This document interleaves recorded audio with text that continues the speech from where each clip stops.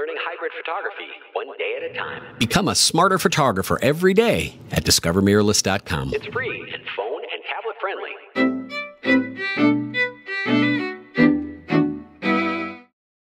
Hey, it's Will Crockett here, your hybrid coach, or actually Lon says here that I'm his uncle. I like that, Uncle Will. That's pretty funny. Hey, some great questions here I want to respond to. First is, he says he's just seen the video about the GH3 sensor size, right? And I'm one of those few pros kind of stretching a little bit there and getting beat up just a little bit, but I'm okay with that on the fact that I'm saying sensor size really doesn't matter much anymore. And we can prove it if we have to, but there's really no need to. Sensor size should not be the decision that you buy a camera or not to buy a camera. It's what that camera will produce, and if you can use what that camera produces to make money or to make your personal images as easier and faster and better as you possibly can. So that's our goal here. He does ask if he's going to change to a GH3 sized camera. Is he going to have a difference in the perceived value of his worth when he's out on a pro job? And this is a really excellent and delicate question.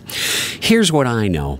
When I show up on a job with D700, D800, and great big lenses, it's clear that I'm identified as a quality-minded professional. Now, I can also tell you, too, in years gone past, we used to use medium format digital, right? Those are big, expensive dogs.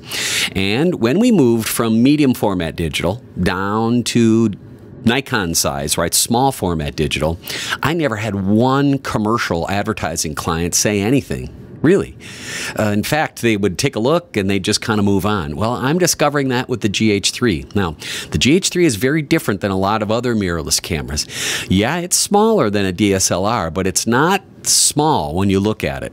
Here's what I think you need to do, Lon. I think you need to take a look at the GH3 with the vertical grip mounted to the bottom of the camera. Now, of course, that does house a second battery, which is extremely important, particularly if you're going to be shooting video.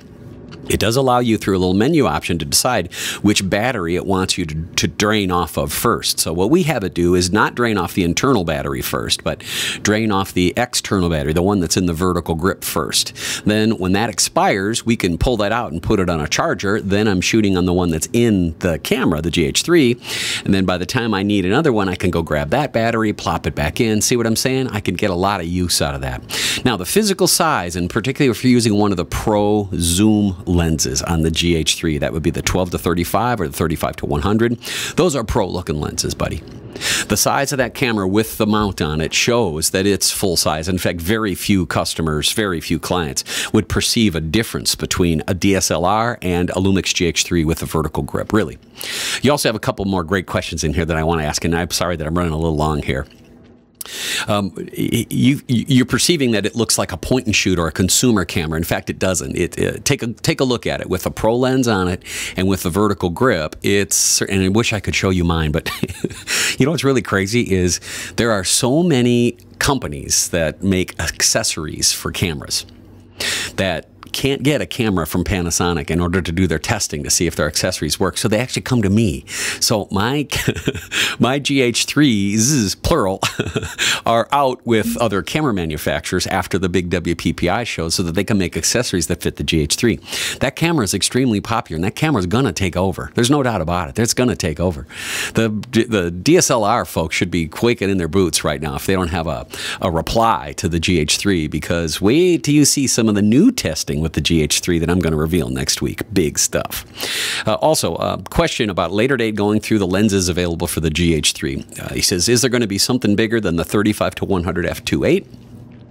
I do have a really good relationship with the Panasonic folks, and I appreciate them very much. And of course, I honor their willingness to, well, my willingness to be rather secretive with some of the things that I know and that I get to help with. Here's what I can tell you.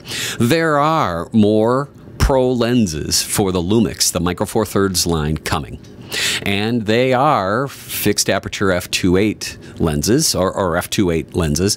There will be one more lens that's the equivalent, I hate that equivalent thing, to the 300 millimeter f2.8 that we use on Nikon and Canon, right? I don't use those very often, and I don't own those lenses, but I do rent them as I need them, and I'm very comfortable with both the Nikon and the Canon 300 millimeter f2.8. Now, I have played around with the 400, and I think there's a 600 I goofed around with once there too, but those are those are way above my pay grade.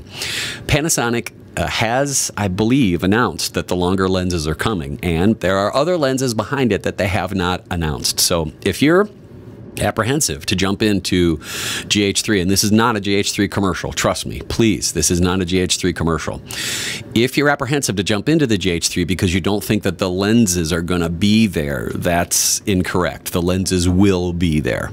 I, with 99% certainty, believe those guys when they tell me that they're in this for the long run, and this is a pro camera solution. And if you are a hybrid photographer and you're interested in shooting photo and video, particularly at the same time or under the same environment, this is the camera for you, man. No doubt. No doubt. So, thanks for the great questions, Lon. I appreciate it. You know I appreciate it. Thanks for calling me Uncle, nephew. This vlog post is certified smarter by Will Crockett. Learning hybrid photography one day at a time. Become a smarter photographer every day at discovermirrorless.com. It's free.